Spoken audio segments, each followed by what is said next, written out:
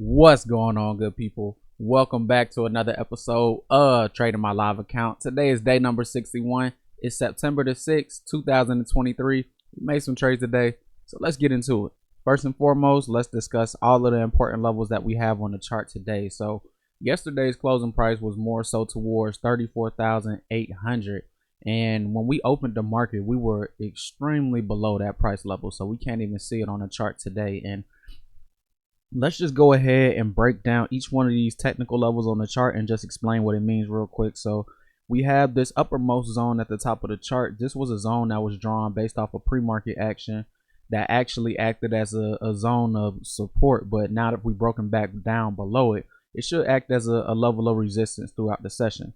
This blue line down here actually represented the actual entire low that occurred during the pre-market hours. So we broke that almost as soon as the market opened, and from that point forward, I think all the lines that we made after that were established based on price action.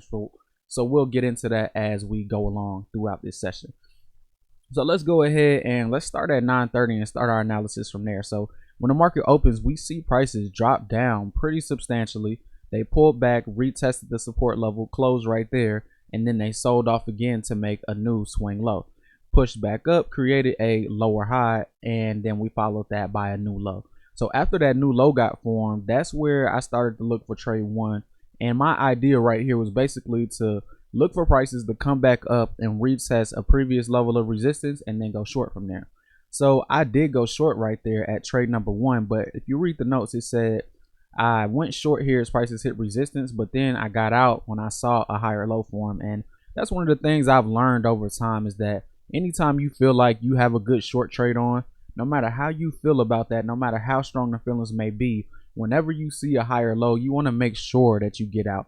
And that's exactly what I did at trade one. And I think I did a really good job of just being disciplined right there, because it's been so many scenarios where I see the higher low forming and I'm short, and I just continue to say, you know what, I'm gonna give it a chance. Let me let this candle close, and then I want to see how it acts and how it reacts. But I made a good decision here. I saw what was a negative sign for me, and then I just immediately got out, no hesitation. So that's pretty good on my part.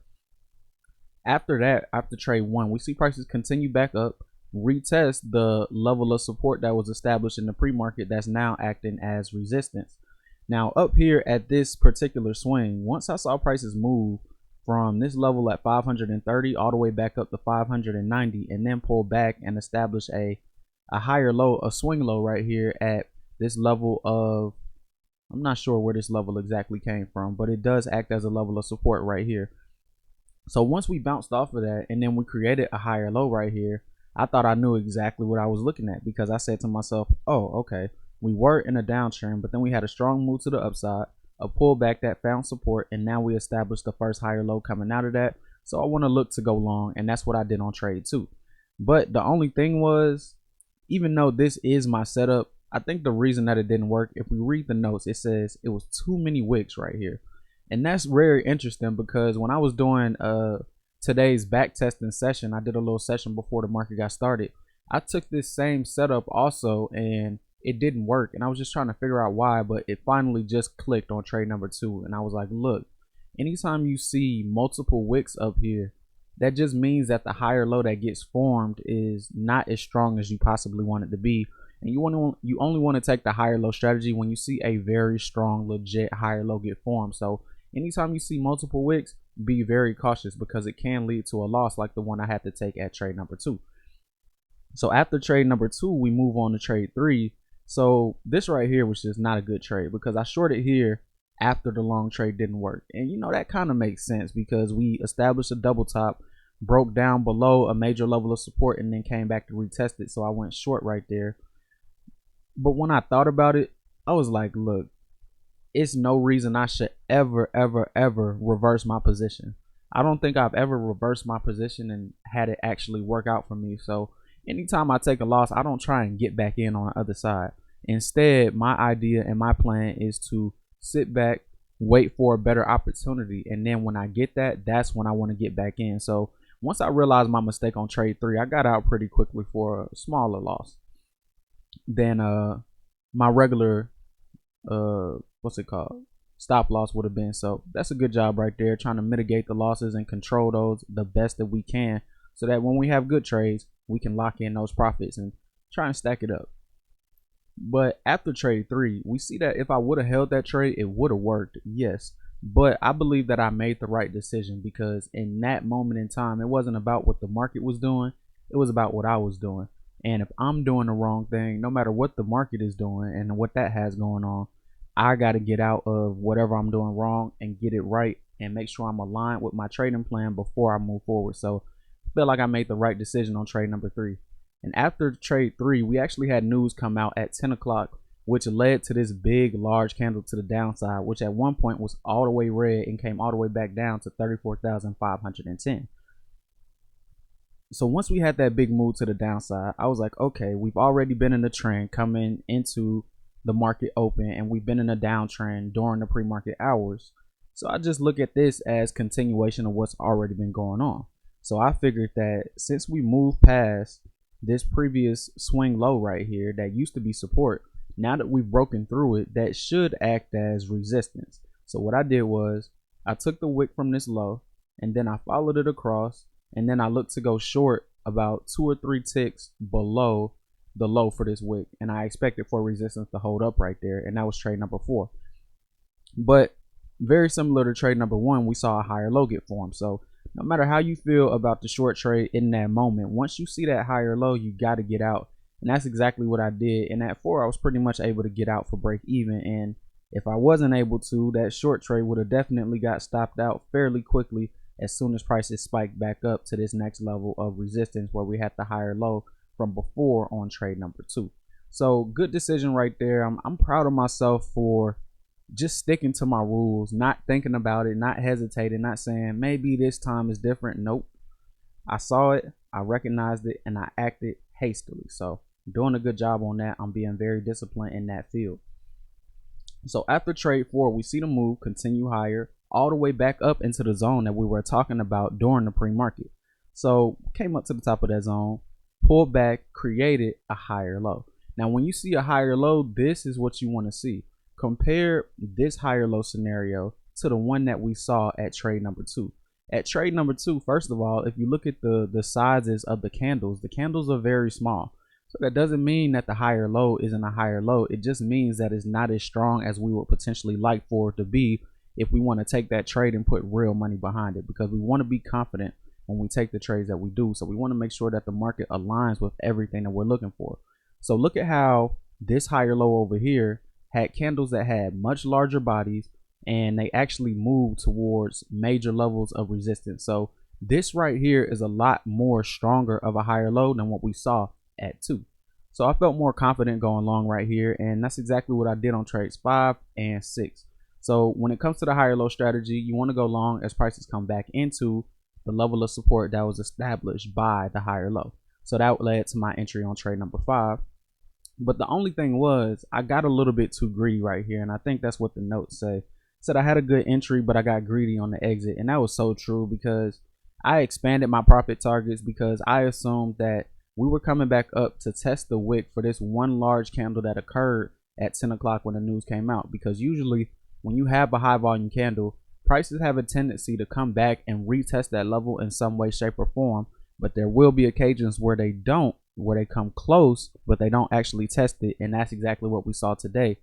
But because I had expanded profit targets, I didn't close my trade out when it hit my scalp target, which would have been somewhere towards the top of these wicks, and it would have definitely got filled. But I end up seeing prices come back on this candle right here, stop me out at break even, and then the move that I was looking for happened perfectly. So that was a little bit frustrating, but I didn't chase the market. I said, look, more than likely we should come back. If this was a high volume candle right here, we shouldn't really break past the opening price for this candle. So I placed a long entry just one tick above the open for this candle right here, and as soon as I got filled, prices moved away back to the top of the zone where I should have taken profit, but I didn't, and prices came back to stop me out at break even once again. So I had great entries right here on 5 and 6, but because of my trade management, I just wasn't able to lock in those profits. And what I would also say is that yes, you do see this zone stretched across the market right here, but when I was trading this live, I did not have the zone stretched across because I just assumed that this was some little small zone from the pre-market. It made a difference in the pre-market hours, but I wasn't quite sure how much of a difference it would make when the market opened. But you always got to remember that the same people that were trading in the pre-market are pretty much going to be the same people that are trading when the market opens, because they still have business to do more than likely, and they got to get their orders off and get their orders filled and do whatever they need to do, either for their own personal account or for their client's account. So always remember that even if a level seems insignificant in the pre-market, it might come back to play a major role when the market does open. So that's always something you want to keep in mind, and that's what I learned right there on trades 5 and 6. So after 5 and 6, once we tested the top of the zone once again, we found resistance up here, and then we pushed down to the downside. Now what I want to highlight right here is how we pretty much established a little micro mini trading range where we traded from the top of the zone right here all the way back down to the low of this support level at 530, and then we just traded pretty much back and forth in between that. So once I saw the rejection from the top of the zone, I immediately recognized that we were in a trading range. So then I start thinking about how I trade trading ranges and what I like to look for. So anytime you see prices come back to the top of the range and get rejected, the first thing you want to do when you're trading a trading range that's coming back down to the downside, the first thing you want to do is look for a lower high to get established. And when that lower high gets established, that's the level that you want to short from, and then you hold that trade back down to the bottom of the zone. So that was the idea and mindset that led me to trade number 7 right here. I look for the first higher low to get established, and that happened right here as prices came back to retest what used to be a small level of demand, where we had a very small bounce on this candle right here, but it was a bounce nonetheless. And when the downtrend is this strong, sometimes that's the best you can get. So I used that level as a reference point to go short from, and I entered short right here on trade 7. Now what I should have done was just held this trade and then just took it back down to the bottom of the range like I know I should have. But I ran into a little trouble because I closed this trade out for break even, and I did that manually. Usually my break even stops are automatic, but I actually canceled my break even stop and did it by hand instead of doing it by way of computer. So I saw prices initially go my way, moved my stop back up where it should have been when I originally entered, and moved it away from my break even. Because a lot of times when you enter at the first lower high, prices have a tendency to come back and retest it a second time and then move away. So what I did was pretty much, I saw prices come back and retest it once, and that's when I entered. Now when they came back to retest it the second time, I was like, you know what, let me move my stop, and that's when I actually did what I did. So I was still in the trade and I saw it start to move my way. So I'm like, okay, I made a good decision by moving my stop from break even back to where it originally was. The only thing was, it came back to test that level a third time. So when it did that, I did have a choice. I was like, look, I can either stay in the trade or I can get out. But because this was the third time that prices were coming back to test that level, I just didn't feel too secure in holding that trade, because in my mind, I'm like, look, we should only test that level 2 times and then we should be out of there. If it takes longer than that, I'm not necessarily sure if I still want to be in that move. So even though trade 7, if I would have held it, it would have worked, the idea that I had. But based on the way that the market was acting, even though it's tough that I had to take a break even loss, a break even trade on that when I could have had so much profit, I feel as though I made the right decision, because in that one specific moment, the market was not doing what I wanted it to, and I got out before it could go against me. So, you know, on scenarios like trade 1, scenarios like trade 3 and trade 4, when you see the market not giving you what you want and you get out, that sometimes making that movement will actually protect you from taking losses. But on the flip side, getting out of your trades early in some occasions will actually prevent you from making some pretty decent profits. But you know, that's the push and pull that you have to deal with. Yeah, you're able to avoid some losses, but because of that, you have to give up some profits, and that's just the push and pull that comes with having a break even stop. But I would say more often than not, that break even stop is going to protect you. So when it comes to trades like trade 7, where you got to give up those profits, you know, that's something you just got to accept. It's part of the market and you got to deal with it. So frustrated a little bit, but I was like, you know what? I'm gonna just wait for the next best opportunity. I'm not gonna make any crazy decisions right here. So that pretty much led me to trade 8. So once we broke down below the support level that was initially established from that swing at trade 7, that support level then became resistance. So I'm like, okay, we broke past that level, came back to retest it. Let me short it right here. My only thing was I should have definitely got out when we hit the bottom of the range, and I had plenty of opportunity to do so, because not only did it hit it once on this red candle when I shorted, but it came back on the green candle and it actually opened at that level. So I had 2 opportunities over the course of 3 minutes to actually get out with a little bit of profit.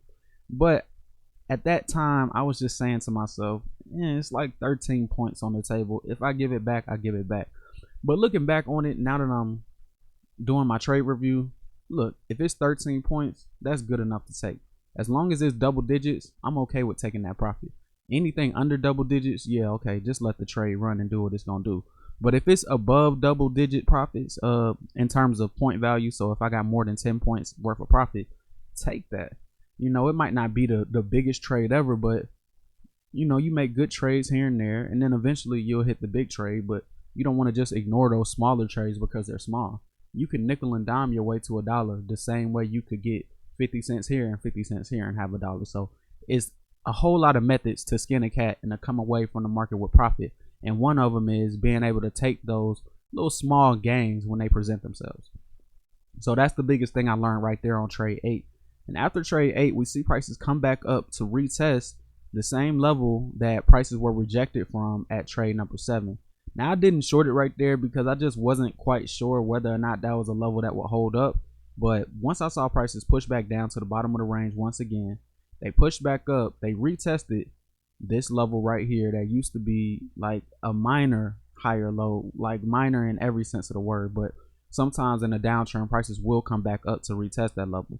So they retested that one on this wick, on this candle, excuse me. Then they pushed down and then came back up to retest the bottom of this wick right here from this red candle. And that's pretty much what I was using as a reference point to go short from. And I used that as a resistance level. And as soon as I saw prices kind of stalling out right there, that's when I took the short trade at trade number 9. And I just said, look, man, I understand that we're in a trading range. We had an opportunity to bounce at the bottom of the trading range right here. We're like the almost bottom. The bottom is really the low for this wick right here, but I say the almost bottom is this level right here because it closes with candles that actually close on the bodies instead of the wicks. So that's why I say this is the almost level. But I'm like, okay, let me just take trade 9 back down to the bottom of the zone, and then I'll get out. You know, I could have held this trade. You know, it looks that way when you look back on it during the trade review, but in the moment, I'm like, okay, if all of this wasn't here and we didn't see any of this, we're in a trading range. We came from the top of the range all the way back down to the bottom. Not the type of trader to keep holding it and expect for the move to continue. So I think I made the right decision right there at trade 9. But when you just look at this junction between 7, 8, and 9, this triplet of trades, even though I was trading in the right direction, I just feel as though I left so many profits on the table. And that's what I really want to work on. I feel like in terms of my trading, I'm at the point where I can recognize what I see in the market and I can trade it the right way. But it takes more attention to detail and more, just a little bit more patience to be able to get these entries exactly right. I feel like right now on a grading scale, my entries are like a B+, but that's not going to cut it in the market. You got to bring your A+ game every time, or else it's going to be difficult for you to make profits. And you'll have to deal with, you know, break even trades like 7 and 8. So I'm on the edge of success, but I just gotta keep working a little bit to get trades like these perfectly right. Because in my mind, in a perfect scenario on a perfect day, I take the trade at trade 7, I take it back down to the bottom of the zone. I never take trade 8, and then when trade 9 comes around, I see that the market is continuing to move down past the bottom of the zone. And then I take that short trade back down to the bottom of the zone of the trading range, excuse me. So on a perfect day, that's how it should go. And that's what I'm aiming for. And that's what I'm working on. And I'm going to back test and get it right. And now that I have my back testing sessions live, you can actually tune in and watch me do it. So check that out if you haven't. And after trade 9, we see prices continue down. Now we actually created a new low right here once we got done with trade 9. So I drew my level of resistance across and then used that as a reference point to go short from. So when prices came back into this level, I was like, I'm not quite sure if I should short it right here because I saw the 34,500 level. And one thing about the market is that prices have a destination that they're trying to go to. So anytime you get to a major whole number level in the market, I know this works for other pairs, but since I trade the Dow Jones, I'm going to talk specifically about the Dow. The major levels you want to watch for on the Dow are the 100 levels and the 1,000 levels. So when it comes to the 1,000 levels, those are the 35,000s, 34,000s, 33,000s, right? And when it comes to the 100 levels, those are the 34,600s, the 34,500s, 34,400s. They make a big difference. But the most important level out of all of those hundreds are the thousands and the 500s because those represent either the beginning or the middle. So 34,500 is the exact middle between 35 and 34, right? So you should expect a lot of orders and a lot of business to be done around that level. So anytime you have a trend and it comes back to a major level like 34,500, it doesn't mean that it's necessarily over at that time. But for me, I like to step back and say, okay, what are prices going to do at this level? Because I don't just want to blindly continue to go with the trend if I know we're moving into a major level that could see a reaction. So that's the reason I didn't take the short trade right here when we came back up into resistance. Now, once we broke past that and we actually continued down, I'm like, okay, even though 500 is a major level that could act as support, we pretty much blew right through it and created a new low. So in my mind, I'm saying to myself, okay, the downtrend is back on. Therefore, I need to look for the next level of resistance above, and I'm going to short it from there. So that's pretty much what I look for, and I drew my next level of resistance right here based on this swing low. And if you follow that across, that's pretty much where I went short at on trade number 10. Now for 10, if you read the notes, it says I shorted here but quickly got out when I saw that this was the same scenario as trade 1. So if we go back to trade 1, look at what happened over here. I shorted towards the lows of the swing, and then when I saw a higher low, I immediately got out before the market could continue higher and stop me out. So at trade 10, I pretty much saw the same thing. I'm like, okay, I shorted right here and then a higher low got established. It's better for me to just get out. And also, if you look at the way that trade number 1 was actually formed when the short setup was taken, it was the exact same price pattern as trade number 10, where we had an initial move down to the downside, right, which established a lower high. And then, it established a swing low.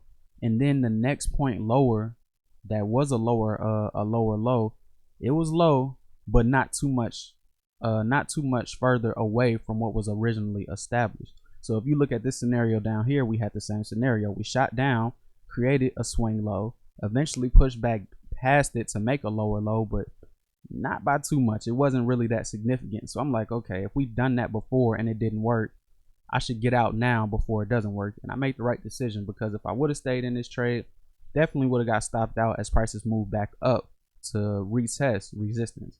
And once they retested resistance, that's actually where we saw the selling start to pick back up, which makes sense.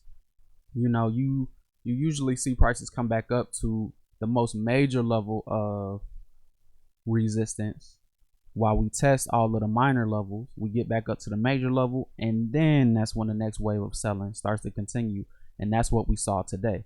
But before that selling started to continue, we did create a higher low right here at points number 11 and 12. Now, if we look at this higher low that got formed right here, where this circle is, let's zoom in, because we got to do some real analysis right here. So if we look at this higher low formation at 11 and 12, take a mental snapshot, and then let's compare that to the higher low formation at trade number 2. Not exactly the same, but they're very similar in the fact that the bodies for those candles are not all that tall and not all that big. So even though it is a higher low, it's not the strongest higher low. And when you have a weak higher low and a very strong downtrend, that higher low has a much higher probability of getting ran through and violated. And then once that level gets violated, you can use that support level from the higher low as a level of resistance now, and then short from that level. So that's pretty much what I went through at 11, 12, and 13. Now, At 11 and 12, I tried to go long 2 times right here as prices came back into that support level. But on each one, I pretty much closed the trade out for a very minimal loss or for break even, because usually I want to see this trade start to work immediately. This is one of those setups where if you put your entry at the lowest price based on the support level of the higher low, when your order gets hit, you should see it start working immediately within the next 5 to 10 seconds. On the best days, it'll work within the first 1 second and it'll be an immediate bounce from those levels. But within those first 10 seconds, it should start working. And if it doesn't, you should be very, very concerned, especially if the trend was down leading up into that, which is usually what's going on when you're using a downtrend reversal that has a higher low that gets established. So that's very important. If it doesn't start working right away, just get out. And if it does break back above and starts to move in the direction that you thought, you could always get back in, always. So that was pretty much my mindset on 11 and 12. Just get out before it gets ugly. Because one thing about a higher low, you want to use that resistance level. So once they broke through, I'm like, okay, I see what's going on. I see that we broke through the level of support, which should now act as resistance. So let me find my next level that I want to short from.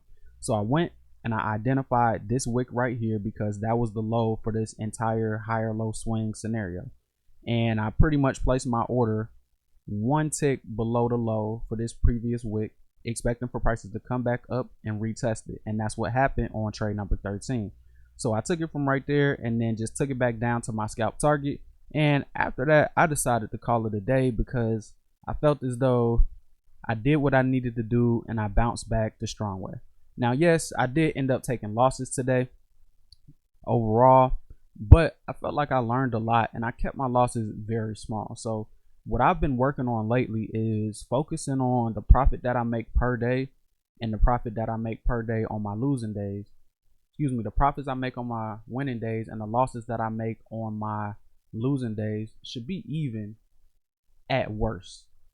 So you never want to have your losing days be bigger than your winning days. Even if your percentages are higher for your winning days than they are losing, you still want to make sure that that number and that math works out the right way. So if I'm willing to make 30 to 50 points on my best days, I got to be willing to lose no more than 30 to 50 points on my worst days. So today I was way below my, maximum loss. And I was like, this loss is actually a smaller amount than my average gain. So if I get out right here and I stop trading for the day, even though it's not a profitable day in terms of September 6th, in terms of the week for September 4th through September 9th, this is actually not too bad of a loss. It's pretty much like when we were having trade 1, where yeah, we took a small loss, but not the full loss that we could have taken, and that actually helped us going forward in the future. So I'm doing the same thing now, just doing it on a bigger term scale, and that's why I decided to stop today. So I would say overall, it's not my best day, but not my worst day, but I understand the mistakes that I made, and those mistakes were pretty much one thing I would say over trading just a little bit. Trade 3 should have never happened.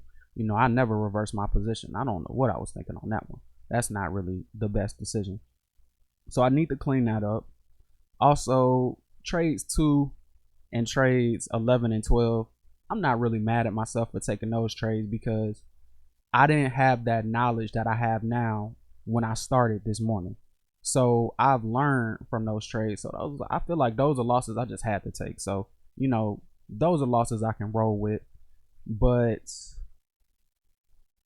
I would say 5 and 6, that's really where the profits were lost today, because if I would have made profits on both of these trades, even if I didn't catch trade 7 the perfect way that I wanted, I still would have ended the day in profit. And I don't like to have a losing day where I say, wow, if I would have took the trades the right way and actually got out where I was supposed to, I would have been good. And that's how I'm feeling about 5 and 6. I think that just comes back down to greed, which really comes back down to having a mindset of abundance. Right here, I was just shooting for the fences like, oh man, it's about to break back to the upside and it's going to be a crazy move higher. It's like, okay, you could feel that way, but first, how about you just take profit at the levels that make sense? And then if you feel like it's still going to shoot to the upside and go crazy, you could always get back in, but lock in that profit first. And that's the main thing I got to work on. So I'll be focusing on that and my back testing sessions tonight. I should be back either with a new back testing session video tonight or tomorrow morning before the market opens. We'll see which one of those can happen. But until then, you guys, that's all I got. I hope you learned a lot about, locking in profits when you have them, and navigating the proper ways through a downtrend. So I hope you learned a lot about that, because I definitely did. I'll be back sooner or later, but I'll definitely be back tomorrow on September 7th. But until then, you guys, study hard and take it easy.